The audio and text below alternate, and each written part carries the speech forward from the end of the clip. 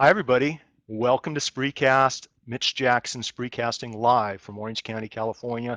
Very special guest today. Somebody that has impacted my life, somebody that has uh, taught me that it's okay to take risk and it's okay to be a little bit different.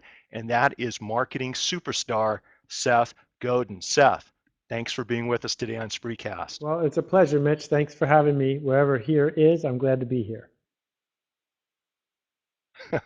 I think here is right where you and I are, and the pleasure is all mine. I got to tell you, from the feedback of all of our viewers, this is something that a lot of us have been looking forward to. So thanks for taking time out of your busy day. We are here today, ladies and gentlemen, just in case you don't know who Seth is, with one of the most well-recognized marketing authors and experts on the planet.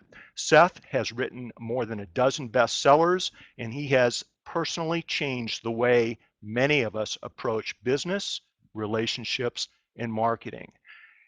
His powerful books, Permission Marketing, Purple Cow, Tribes, and my favorite, Linchpin, are bestsellers around the globe. And Seth's got 3 new books coming out, and that's why we're spreecasting today. We're going to talk a little bit about the Icarus Deception.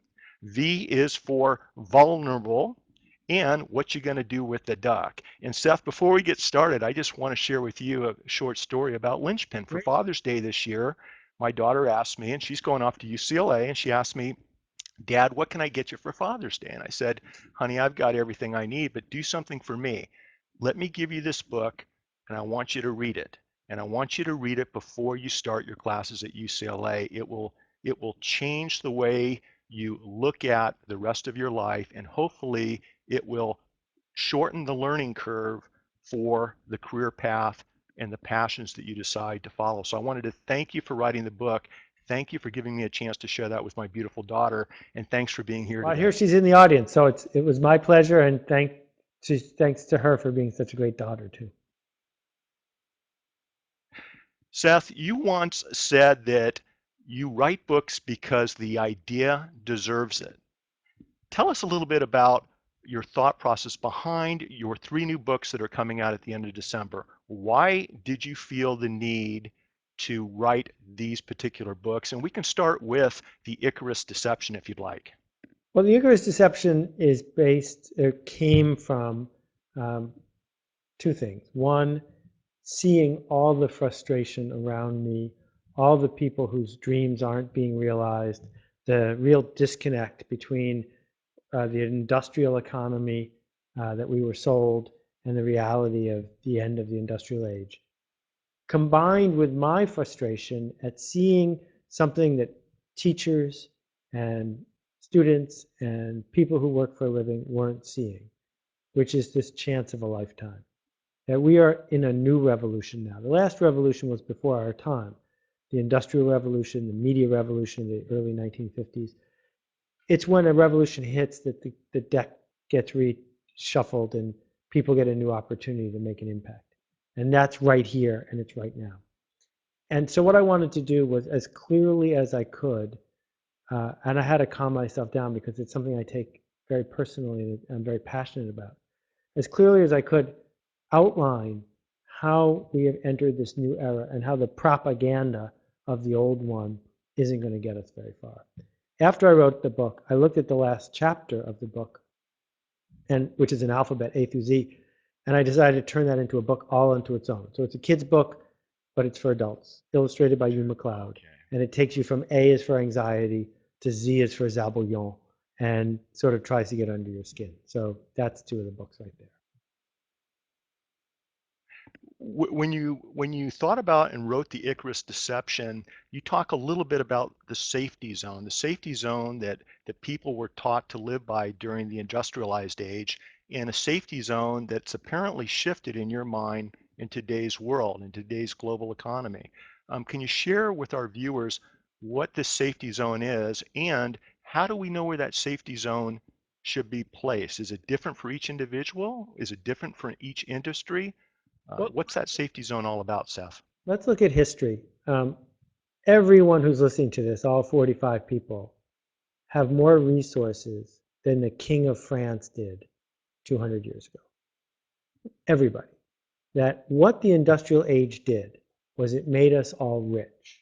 Even the poorest people on earth, the people who are making $3 a day, have access to technology and resources that were unimaginable 30 years ago. What that means is that when the industrial age came to town in the 1850s and the 1880s and 1900, and it said, do this and do this and do this, and we will make you rich, everyone listened. And so the industrialists said, we need workers. So we built school just for them. And they say, we need to dump stuff in the river. And we said, okay.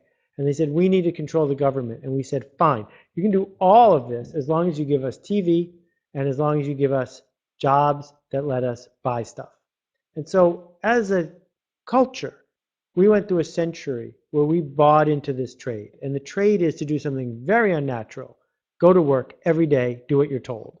And in exchange, we get someone in authority who takes the blame.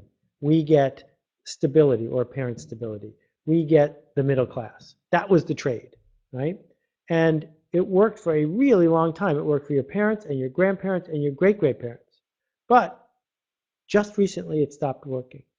And at the same time that the industrial age stopped working, we can talk about why if you want, at the same time, the industrial age was replaced by the connection age. The connection economy says it is more valuable to exchange things. It is more valuable to know where things are. It is more valuable to be the one who makes the idea or causes the idea to happen than it is to work in a factory. And that's a massive shift. That what we see is that if you want to paralyze an economy, turn off their internet. Not turn off their electricity that runs the factory, but turn off their internet. And that in Long Beach, near where you live, if they go on strike at the docks, it costs you $1 billion a day. Because it's the moving of stuff, the connecting of stuff that we've built all our value around. And my argument here is that we were taught that the safe thing to do was not raise your hand in class, not question the boss, not step outside what you were trained to do, not do things where you had no authority. Those were safe things because if you stuck with it, you would succeed. And what we do, what all organisms do, is we create a place where we're comfortable that's safe. Now what's happened is that overlap between comfortable and safe has split. And so we feel comfortable doing this stuff that used to make us safe, but now it exposes us to danger. And that the safest thing to do is to play it risky. That the safest thing to do is to stand up, to ask questions, to lead, to connect, and to make art. And so when I got inspired for this part of the book, talking to a friend who was looking for a new job. Really amazing credentials, really talented, probably 50 years old, has earned her stripes. And I talked about other things she could be doing to find a living. And she said, well, that doesn't make me comfortable. That's outside my comfort zone to do those sorts of, run a conference or lead some sort of organization that didn't have a job involved in it. And I said, look, it may not be comfortable, but it's safe. The comfortable thing of sending out a resume to 3,000 places, that's just not going to get you where you need to go. You talk about this safety zone, Seth, and I once read that you feel that fear is probably the most important human emotion that all of us have to learn how to tackle. What advice do you have for somebody that wants to follow the advice in several of your books, especially the most recent book, The Icarus Deception, and come out of that comfort zone, stretch the level and become an artist? How can they overcome this fear? Do you have any tips that you can suggest? And are any of those tips in your prior books that you might want to point us to? Okay, well, I work very hard not to give people a map. The problem with the map is if the terrain is shifting, the map doesn't help you. But I'm also really passionate about giving people a compass. Because the magic of a compass is even if you get blown off course, you can get back on course. And one thing that we know about fear in this new economy is this. The only thing we want to connect with, the only thing we want to talk about are things that are interesting, remarkable, outside the traditional. All of those things have something in common with what I call art. And to create any of them means going into a place where you are afraid. So the compass here is fear. That when you feel like you shouldn't go in a given direction, that's exactly the way you should go. I am not suggesting anyone get rid of fear. That's almost impossible. What I'm suggesting is that when the amygdala speaks up, when the lizard brain says, don't do that, when the resistance says, I'll do it tomorrow, that is your signal to do it. That the things that scare you most are almost certainly the things that will help you succeed, unless you're afraid of spiders, in which case, just stay away from spiders. It was, you mentioned the lizard brain, and by the way, spiders are my big phobia, so let's not even go there. Lizards I'm okay with. I can deal with lizards. For those viewers that aren't familiar with that term, can you briefly explain to everyone what you mean by Sure, I'll that? show it to you. It's right here. It's your amygdala, right next to your brain stem. It is a very powerful part of your brain. It is the prehistoric element of the brain. Every wild animal has one. It is responsible for revenge and uh, reproduction and fear and survival. If it didn't exist, we would have been eaten by saber-toothed tigers long ago. The problem with this prehistoric brain is it's just not really comfortable with blogging. It's not really comfortable with public speaking. It's not really comfortable with writing something or doing something that people want to follow. So when you get ready to make a ruckus, to make an impact, to do the next thing, it's the part of your brain that's saying, don't do that. And the only difference between you and that person on stage is not that they're smarter than you. It's that they figured out that that signal from their amygdala is worth ignoring. You know, when we're teaching young trial lawyers, Seth, how to try cases, that's the fear is the biggest obstacle. Public speaking, standing up in front of 12 jurors they never met before, is the biggest hurdle that a lot of people have. And I think that the Icarus Deception is probably the next books I'll be sharing with my daughter. Seth, we had some mutual friends and some really fine people excited about the Spreecast today, and one of them I've asked to come on. I want to show you how Spreecast works. It's really cool. We can bring in people, chat, ask questions, and move along to your other two books. But I've got Chris Brogan on the sidelines here, and Chris has been nice enough to come in. He wants to say hi. So let me bring Chris in real quick. Chris, heads up. Here you come. Hey, Chris. Hello, how do you do? So How you doing, Seth? Good to are, see you. are you afraid of clowns, white sharks, or white sharks disguised as clowns? You know, White Shark disguised as a clown would pretty much do the deal. That'd probably be the end of the game for me. But it's funny because while you were saying that, the whole time you're saying that, I'm like, I can speak to any crowd. But sharks. I convinced my friends to let me watch Jaws at an early age, so that I'd get a good tweak out of being in the water at any point. I guess what I'm hearing from the crowd is you're using Chrome. They're reading your mind, and Chrome doesn't work with Spreecast, so they want you to go fix that problem. What? Oh, No. Oh, wait. Chris, I'm using Chrome and it works. It works well. There is a vibration in your voice. I don't know if you want to check your settings just below you and make sure you've got the right microphone selected. One reason, Seth, I wanted to bring Chris on is his recent blog post really tweaked my interest. And for those of you viewers, most of you know Chris Brogan, but Chris is the CEO and president of Human Business Works. He's a New York Times bestselling author of The Trust Agents and great new book, The Impact Equation with Julian Smith. But Chris wrote a blog post, Seth, delivering interesting information to people who care about it is harder than ever. And I wanted the two of you to touch upon that just a little bit. In other words, social media at its inception was exciting. Everybody jumped on the bandwagon. It was easy to get followers, easy to share your message.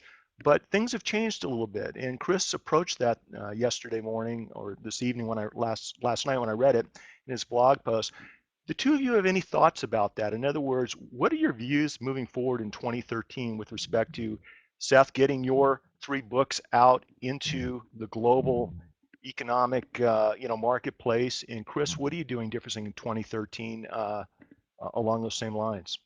You can go first, Chris. Now I'm thinking, I still sound like a robot or something. I don't know. Does this sound any better? No. You didn't. I'll go first. No, But you No. play buttons. All right, so you go first. I'll log out and come no. back. So I want you to imagine, All right. Mitch, that someone comes up to you and says, I hear your company uses the telephone tell me how you use the telephone. I hear the telephone is a cool new way to build your business.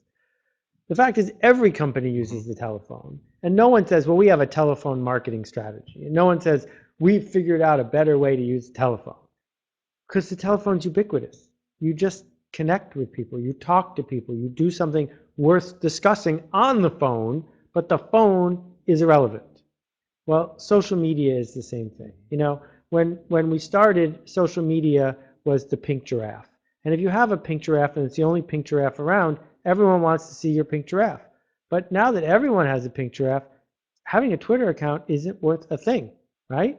So what we need to do is ignore the existence of social media and get back to first principles, which Chris has written about for years. And first principles are do something worth talking about, as opposed to come up with a clever way to use the new social media. Yeah. Do I sound less like a robot now?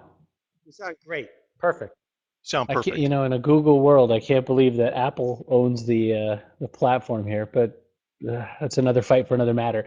You nailed it on the head. Everything that's always bothered me is that, no one ever asked Hemingway what kind of pencils he used. It just seems like the weirdest thing, but people will come up to me. I mean, I just met the mayor, just brought this guy over to me in the little town where I live, and as the guy's shaking my hand, he goes, "Hi, I don't tweet." I said, I don't care if you don't tweet. It's better if you don't tweet. Who cares? He was the head of housing in the town. I don't think he needs to tweet. But when we wrote Trust Agents, Julian Smith and I thought that we had this plan. Like, we were like, okay, there's this whole new channel and you can totally run wild there and it'll be great because no one's there. And everyone showed up and didn't really do it, as Seth uses the term first principles.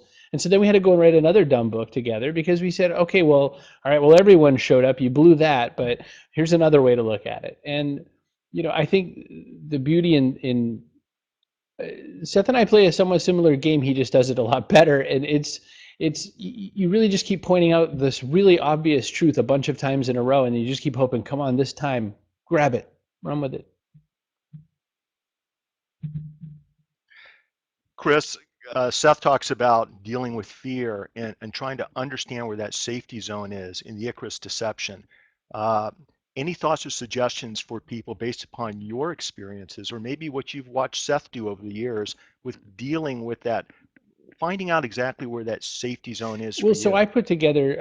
I've been working on this project called Brave Now, and the first part of what I did was something called Brave New Year. I was at a place where I told people that the opposite of bravery isn't fear. The opposite of bravery is surrender. And my point being is that fear is part of the system. And I love the way Seth writes about it, because Seth says, okay, you're afraid. Now what? Keep doing the work. Stephen Pressfield, in his book Gates of Fire, which is about the Battle of Thermopylae, which is the 300 Spartans versus the 10,000 or more Persians, is basically, he says the opposite of fear is work. Meaning, if you're King Leonidas, you don't want to sit around and tell people, don't be afraid. You just make them work harder. His point was that don't give people mindsets, give them actions that'll lead you to the mindset. And I think that's what's missing. And very strongly what Seth's covering is this whole notion that, it's almost like he's so much a better book packager than me, because I would have put keep calm and carry on being torn off the side of the book because it's just so silly. I mean, George Orwell was never more right, is what I'm saying. Is what Seth has provided is a book to point out that the lies, the information, everything that's gotten us fat and round and sitting in a cubicle. It's time to kind of take the other pill, in the Matrix language.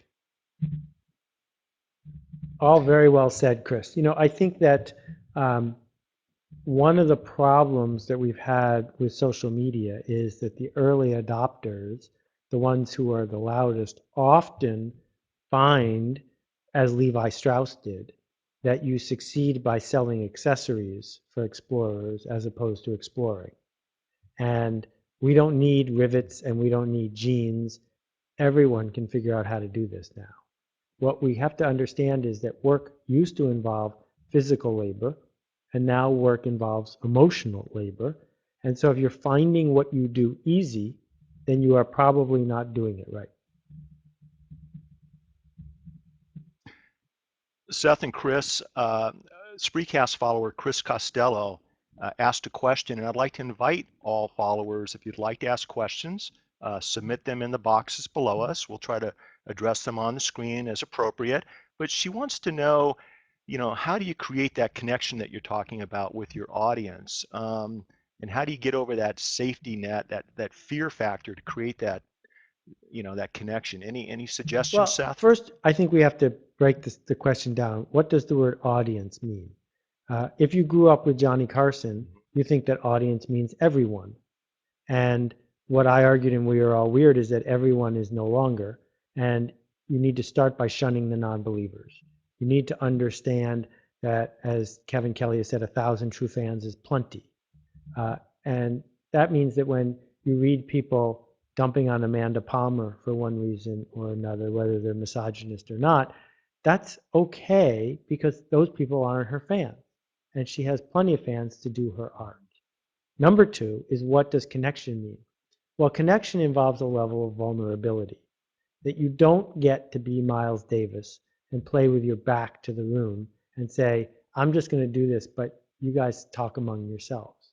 That what this non-electronic, new electronic medium means is that you need to go to the world and say, here, I made this. So on January 2nd, we're launching this in 220 cities so far, something called the Icarus Sessions. And the Icarus Sessions are 140 seconds, little riff on Twitter, 140 seconds where you stand up in front of people in your town and you don't sell them anything and you don't pitch them anything, but you say, here, I made this. This is what I was afraid of. This is what was hard. This is what didn't work. And then you sit down. And the act of standing up and presenting your art, your work to the world starts connection. Whereas, that's very different, very different than people who want to sell you an 82-page long ebook for $149 with guaranteed step-by-step tips about how you can do X, Y, and Z. It's very different from people who are in this, retweet cycle where they figure if they just put enough in the world fast enough, they'll win. It's the opposite. But at this time, it's personal. And connection starts with personal. Seth, I tell young trial lawyers, leave your notes on the table, stand up in front of a jury and speak from the heart. You're going to know it. It's going to come out and be more genuine. And Chris, thanks for coming on today. I really appreciate your support. And through social media, you and I have gotten to know each other, and it's really been a pleasure. And I look forward to sharing your information with my friends, and especially, just so you know this, with my kids. That's what it's all about, making the next generation better. So thanks, Chris. Appreciate Thrilled. it very Thanks for having me much. on. Hey, Seth, good luck with everything. The launch looks amazing. My friend Rex Williams shot an unboxing video of that monster book, and it just got him so much. Like he goes, "Oh, if only I'd known it would have got so much traffic." But who doesn't want to see a 19-pound book opened up? That was nuts. Thanks, Chris. Nice surprise. All right, you. thanks. Bye now. Bye, Chris. Take care. Seth, that's what's really cool about Spreecast is we can have conversations, and I've got a couple of other people that want to say hi. But let's go to your second book that's coming out, which I understand is I don't want to simplify it, but it's basically a coloring book for adults, and it's called V is for Vulnerable. Can you share with us what this book's all about, and what made you want to write it? Well, it's not a coloring book because Hugh McLeod has already colored the whole thing for you. And my friend Okay, all right. Lisa doesn't like the word vulnerable because she has trouble spitting it out, but I can see it slows people. That makes two of us. Every person I've handed it to has read the whole thing while I was sitting there. And, it was inspired by lots of people from Brene Brown all the way back to people like Zig. And what it argues, letter by letter by letter, is that art is hard. Art is lonely. Art is scary. Art exposes you to shame. And art is not painting, not drawing, it's not singing. Art is when a human being does personal work for the first time that connects with somebody else. So the second time that you paint Starry Starry Night, it's not art. It's just paint by numbers. The second time you say, hello, can I help you? You're just a robot. But when you connect with somebody else and you expose yourself and you're vulnerable, that is the labor going forward. We haven't taught anyone that. We've taught them to listen to the boss. And we're not going to value listening to the boss because there's someone cheaper than you who will listen to me, right? That this notion, Well, yeah, please go ahead. no, I'm sorry, there was a delay. I didn't mean to interrupt you, but I believe you talk about 26 different principles of yours in this book. And can you share with us, maybe giving an example or two of how those principles come into play in this particular publication? Yeah, I'm afraid I'm not disciplined enough to have principles. I just have 26 letters of the alphabet, like Zebek, which is XEBEC.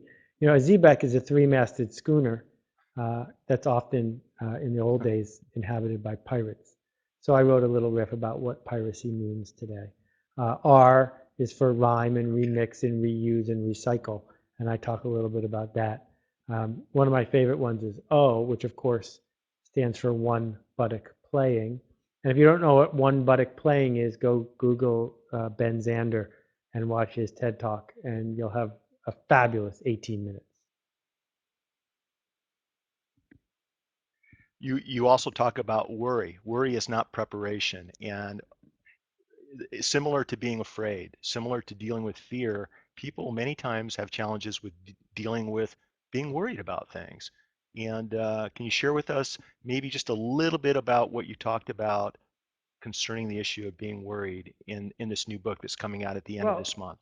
Let's understand, Mitch, that if you're thinking of the world the way an industrialist does, you want it to be smooth and perfect and predictable. There's a lot to worry about. But I just hopefully made a little bit of the case that the industrial age is ending. And all of those things are bad things if you're an artist. If you're an artist, you don't want everything to be predictable and smooth and without error.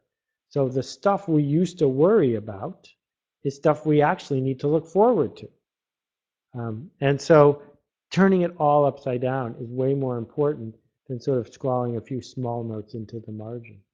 And then the third book, I just got this in the mail today. It's called What You're Going to Do with That Duck. And if I had a flat head, it would, there we go.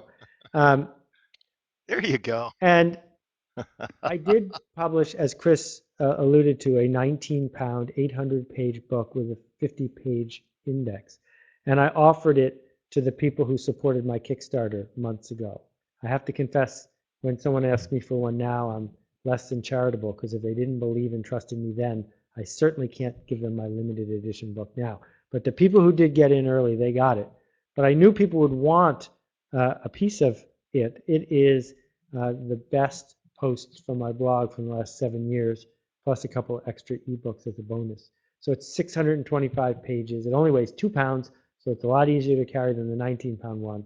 And it's called What You're Going to Do with That Duck, because the first post that I talk about is this one, which is lots of people, and maybe even 7 of the 71 people here today, are spending a lot of time getting their ducks in a row, which is fine. Mm-hmm. But the real question is, now that you got a duck, what you're going to do with it? Because getting your ducks in a row and perfecting the world around you isn't nearly as important as having a plan for what to do with that duck. Speaking of getting our ducks in a row, Seth, I've ordered all 3 of your books. I'm looking forward to getting them. It's going to be fantastic. I'd like to participate in your events in January, if possible, here in Southern California.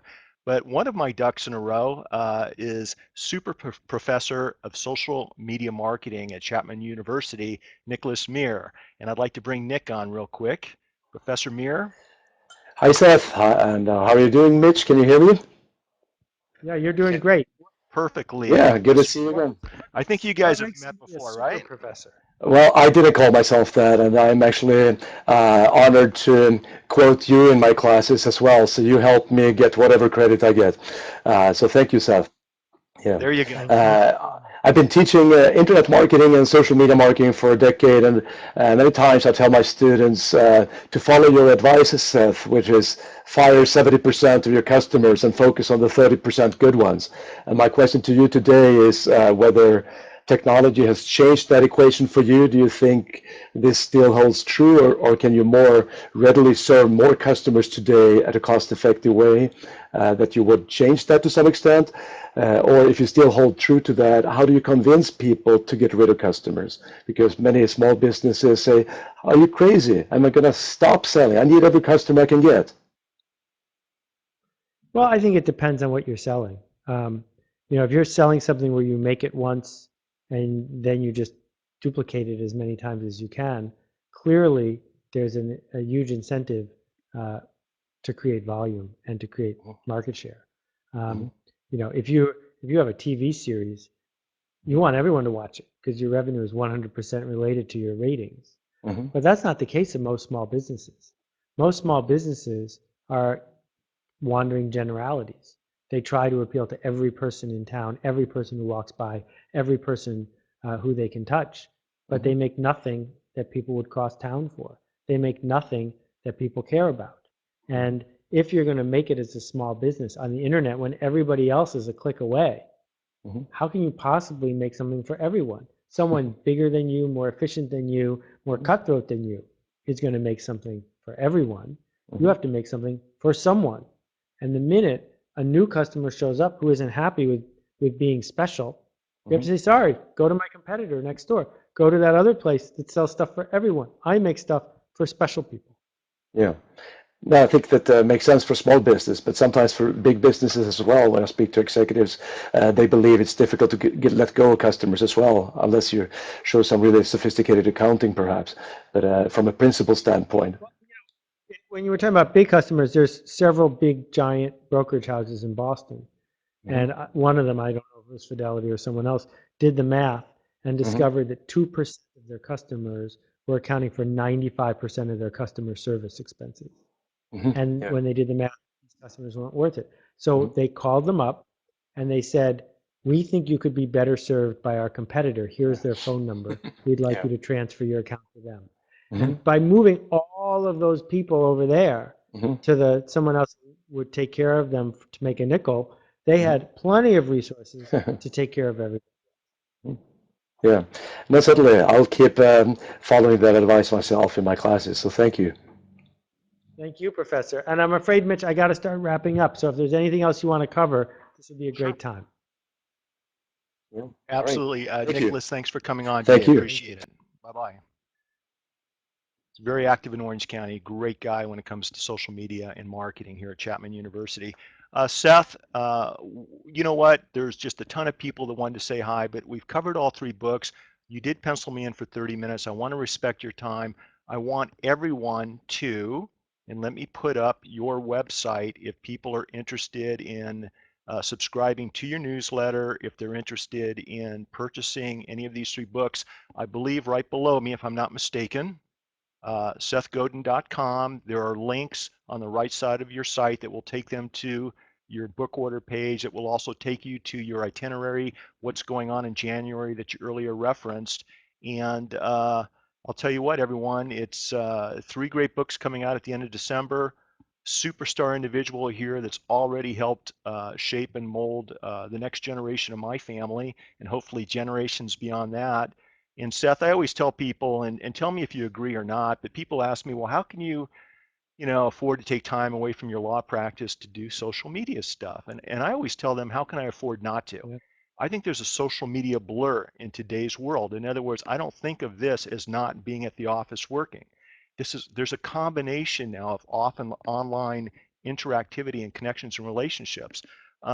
Your books address that, and it took a bit of a challenge for me to get over that fear factor, to reach out to you and other people to make this happen. But it's been the best decision I've ever made. You got to step on those spiders, you got to deal with that reptile brain, and you got to move forward and enjoy your life. So I want to thank you for coming on today. And any last words of wisdom for our viewers concerning your three new upcoming books? I want to point Cynthia Seymour to the ebook and video I did that are free called Stop Stealing Dreams. It's a manifesto to answer her question about the advice for the next generation and parents and kids. It's easy to find. Just search for Stop Stealing Dreams. And Johnny, if you check my blog tomorrow, you'll see more about the Icarus sessions. I hope you can find one in Orange County or wherever you are. Mitch, thank you so much for taking the time. You're very generous. You're a scholar and a gentleman. Everyone have fun. Thanks again. All right. Thank you, Seth. Take care. Bye-bye.